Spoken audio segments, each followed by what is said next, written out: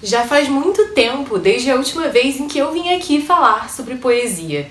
E ficar tanto tempo sem falar sobre poesia é um erro que eu não pretendo mais cometer.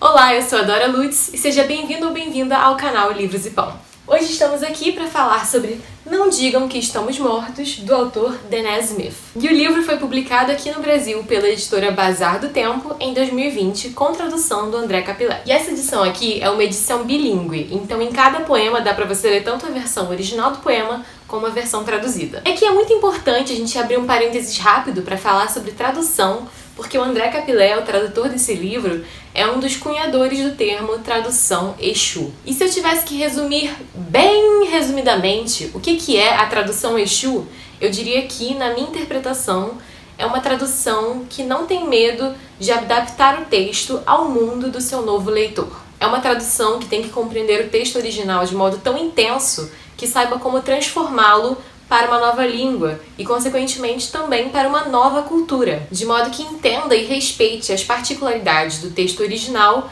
mas que também entenda que transformações são necessárias para se fazer compreender para um novo leitor. Então, eu diria que é uma tradução que não teme mudanças, e por isso é uma tradução que pode ser considerada ousada por alguns. E nas resenhas desse livro no Scoob, eu vi alguns comentários desse tipo, dizendo que a tradução por vezes destoava muito do original. Mas eu particularmente discordo, porque ao meu ver ela faz justamente isso. Entende o que o original estava falando e não tem medo de ousar no modo como passa essa mensagem adiante para um leitor que fala uma outra língua e que habita uma outra cultura. E eu achei importante fazer esse adendo aqui, esse parênteses, porque afinal de contas é uma edição bilíngue. Então, é algo a se levar em consideração mesmo enquanto a gente está lendo esse livro. E agora, retornando aqui para a obra em si, o Danez Smith é poeta, performer e se considera um artista da spoken word, que nada mais é do que a palavra cantada, a palavra, a poesia performada de modo ritmado. E por isso, a performance é parte muito importante de quem ele é como artista e como escritor.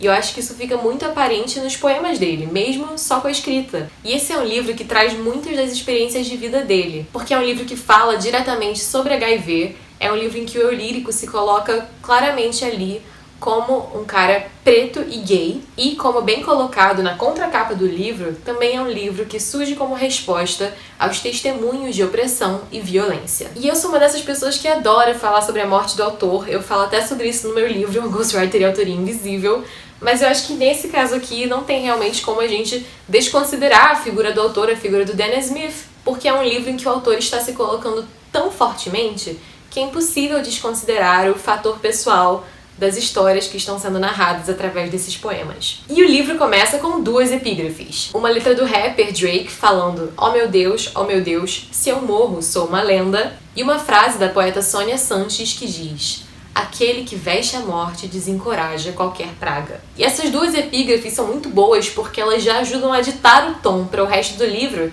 que fala sim muito sobre morte, mas que não permite que a morte seja o tema central da vida daquele livro. E o primeiro poema do livro é o poema Verão, Algum Lugar, que constrói uma espécie de paraíso para homens pretos que foram assassinados. E essa, na verdade, é a primeira parte do livro, que vai da página 13 até a 54. E apesar dela ser uma parte longa, ela não é uma parte cansativa, porque ela tem um ritmo envolvente e que não te deixa pensar que está ali dando voltas, porque a cada parte nova do poema você vai vendo que ele está construindo algo novo e que sim, faz parte daquilo como um todo. E um pouco depois dessa parte tem o poema Os Dinos da Rua, que foi um dos meus favoritos, no qual Danez faz várias referências cinematográficas e fala que eles vão gravar um filme, mas que aquele filme não vai cair nos estereótipos, chegando a dizer que não deixa o Tarantino dirigir isso. Na versão dele, o menino brinca com uma arma. A metáfora: meninos negros jogam com suas próprias vidas o prenúncio de seu fim, a imagem cuspida e escarrada de seu pai. Bah, a criança tem um brontossauro ou triceratops de plástico e essa é a prova de sua mágica, ou de Deus, ou de Papai Noel. Quero uma cena onde um pterodátilo caga no carro dos canas, uma cena em que a loja da esquina se transforma num campo de batalha. Não deixe os irmãos Wayans neste filme. Não quero nada dessa merda racista sobre sujeitos asiáticos ou estereótipos exagerados de latinos. este filme é sobre um bairro de nobres cidadãos. Isso é um pouco do que o próprio Denes faz aqui neste livro. Porque o Denes se recusa a cair nos estereótipos e mostra que ele está vivo, que ele é engraçado, que ele é político e que, sim, ele usa o Grindr. Inclusive, tem um poema ótimo chamado Uma Nota sobre o app do celular que diz a que distância estou da boca de outros homens. Esse poema dá início a uma parte meio sexy / divertida do livro, e perto desse poema sexy e divertido tem um poema muito bom também que brinca sobre qual é a resposta certa para explicar o título daquele poema, falando opção A, o som que fiz quando ele enfiou mais dentro de mim.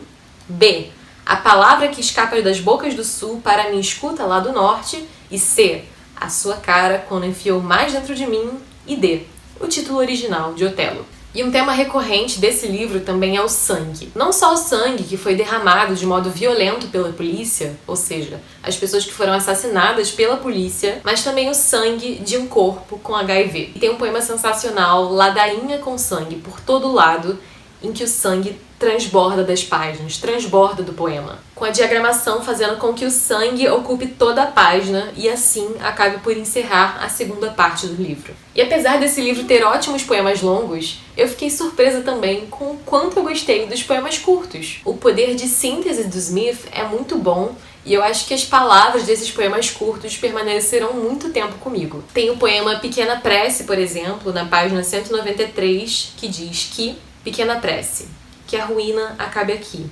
que ele encontre mel onde já foi chacina, que entre na cova do leão e encontre um campo de lilazes, que essa seja a cura, e, se não, que assim seja. E o livro é encerrado com o poema Sonhe, onde toda pessoa negra está de pé junto ao oceano, que, para sintetizar, é um poema curto e que pergunta: o que você fez com os nossos parentes? E o poema cita o nome de uma das vítimas, Emmett, o que, aliás, é uma prática comum ao longo desse livro. E o poema fala também sobre os movimentos cíclicos, de como a história infelizmente se repete, mas como também ainda há nesse movimento um poder enorme de mudança. E aqui no canal, eu usualmente classifico os livros como pães, Mas algo me diz que esse tipo de classificação não funciona para a poesia.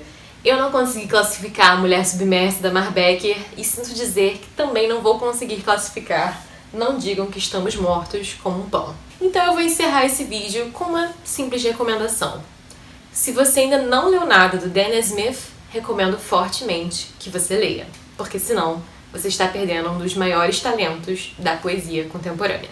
E é isso, muito obrigada por ter assistido até aqui. Espero que você se empolgue, leia um pouco mais de poesia, leia Não Digam que Estamos Mortos. E se você gostou do vídeo, por favor, deixe seu joinha, comenta aqui o que você achou, se inscreve se você ainda não for inscrito ou inscrita aqui no canal e nos vemos no próximo vídeo. Tchau, tchau!